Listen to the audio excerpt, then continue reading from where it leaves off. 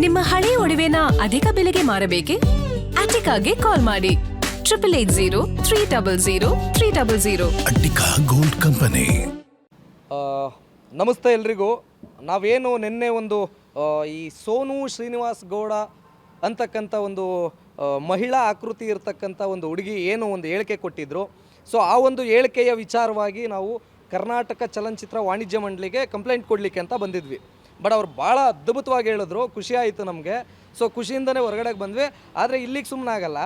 Next steps ಏನಿದೆ ಕಾನೂನಾತ್ಮಕವಾಗಿ ಹೋರಾಟ ಅಂತೂ ಇದನ್ನು ಬಂದು ಯಾವ ಒಂದು ನ್ಯೂಸ್ ಚಾನಲ್ನಲ್ಲಿ ಹುಡುಗರೆಲ್ಲ ಕಳ್ಳನ ಮಕ್ಕಳೇ ಅಂತಕ್ಕಂಥ ಒಂದು ಹೇಳಿಕೆ ಕೊಟ್ಟಿದ್ರು, ಅದನ್ನು ಅದೇ ಚಾನಲ್ನಲ್ಲಿ ಬಂದು ಅಥವಾ ಎಲ್ಲ ಚಾನಲ್ನು ಕರೆಸಿನೇ ಹೇಳ್ತಾರೋ ಹೇಳಿಕೆ ಕೊಡಬೇಕು, ಇದೇ ನಮ್ಮ ಮೂಲ ಉದ್ದೇಶ. ಸೊ ಹಾಗಾಗಿ ನಮ್ಮ ಮಧು ಅಂತ ಅಂದ್ಬಿಟ್ಟು, ಸೊ ಇವರು ಕರ್ನಾಟಕ ಯುವ ವೇದಿಕೆ ಅಂತ ಅಂದ್ಬಿಟ್ಟು ಈ ಒಂದು ಸಂಘಟನೆ ಮೂಲಕ ರಾಜ್ಯಾಧ್ಯಕ್ಷರು.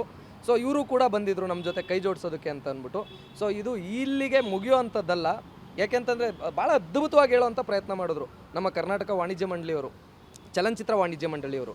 ಏನಂತ ಅಲ್ರಿ, ಇವರು ಆ್ಯಕ್ಟರೇ ಅಲ್ಲ, ಇಲ್ಲಿ ರಿಜಿಸ್ಟರ್ಡೇ ಅಲ್ಲ, ಇವ್ರ ಬಗ್ಗೆ ಮಾತಾಡಿ ನಮ್ಮ ಸಮಯ ನಿಮ್ಮ ಸಮಯ ಯಾಕೆ ವ್ಯರ್ಥ ಮಾಡ್ಕೊತೀರಿ ಅಂತ.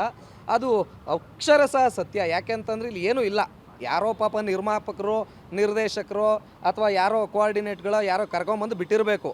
ಬಿಟ್ಬಿಟ್ಟು ಈ ಥರ ಅವಹೇಳನಕಾರಿಯಾಗಿ ಮಾತಾಡುವಂಥದ್ದು, ವಾಚ್ಯವಾಗಿ ಗಂಡು ಮಕ್ಕಳ ಸಮಾಜವನ್ನೇ ನಿಲ್ಲಿಸ್ತಕ್ಕಂಥ ಕೆಲಸ ಮಾಡೋದು, ಇದನ್ನು ಮಾಡ್ತಾ ಇದ್ದಾರೆ.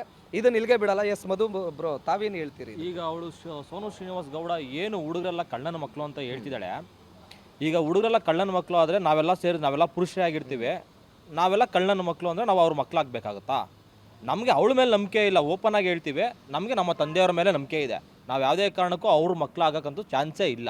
ಈ ಮಾತಿನ ಮೂಲಕ ಅವಳಿಗೆ ಯಾವ ಥರ ಕಾನೂನಾತ್ಮಕವಾಗಿ ಹೋರಾಟ ಮಾಡಬೇಕೋ, ನಾವು ಏನು ಶಿಕ್ಷೆ ಕೊಡಿಸ್ಬೇಕೋ 100% ಕೊಡಿಸ್ತೀವಿ. ನಾವು ಕೊಡಿಸೋ ಅಷ್ಟರಲ್ಲಿ ಅವಳೇ ತಪ್ಪಾಯಿತು ಅಂತ ಹೇಳಿ ಅವ್ರ ಅಕೌಂಟಲ್ಲಿ ನಾವು ಒಂದು ವೀಡಿಯೋ ಮಾಡಿ ಹಾಕಿದ್ರೆ ಅವಳನ್ನ ಅಲ್ಲಿಗೆ ಕ್ಷಮೆ, ನಮ್ಮ ಕನ್ನಡಿಗರು ಸಂಸದರಲ್ಲಿ ಮೊದಲನೇ ಕೈಯೇ ಆ ಥರ ಮಾಡಿ ಗಳಿಸ್ತೀವಿ. ಇಲ್ಲ ಅಂದರೆ ನಾವು ಮುಂದಿನ ಹೋರಾಟಗಳು ಏನಾಗುತ್ತೆ ನೋಡ್ತೀವಿ, ತೋರಿಸ್ತೀವಿ ನಾವೇನು. ಅಲ್ಲ ಸರ್, ಯಾವ ಒಂದು ನನಗೆ ನಮ್ಮ ಒಂದು ಡೌಟು ಮತ್ತು ಕ್ವಶನ್ಸ್ಗಳು, ಯಾವ ಒಂದು ನೈತಿಕತೆ ಇಟ್ಕೊಂಡು ಈ ಹೆಣ್ಣು ಏನು ಈಗ ಒಂದು 4 ವರ್ಷದಿಂದ ಇಡೀ ನಮ್ಮ ಕನ್ನಡ ಸಿನಿಮಾ ರಂಗವನ್ನೇ ದೂಷಿಸಿ ಮಾತಾಡಿರ್ತಕ್ಕಂಥ ಘಟನೆ ಆಗಿತ್ತು. ಇದೇ 4-5 ವರ್ಷಗಳ ಹಿಂದೆ ಕನ್ನಡ ಸಿನಿಮಾ ರಂಗವೇ ಸರಿಯಿಲ್ಲ, ಅಥವಾ ಕನ್ನಡದಲ್ಲಿ ಯಾರೂ ನಮ್ಮನ್ನು ಬೆಳೆಸಲ್ಲ, ನಾವು ತೆಲುಗು ಇಂಡಸ್ಟ್ರಿಗೆ ಹೋಗ್ತಾ ಇದ್ದೀನಿ ಹಾಗೆ ಹೀಗೆ ಅಂತಕ್ಕಂಥ ಒಂದು ಹೇಳಿಕೆನ ಕೊಟ್ಟಿದ್ರು ಸೋನು ಶ್ರೀನಿವಾಸ್ ಗೌಡ ಅವರು.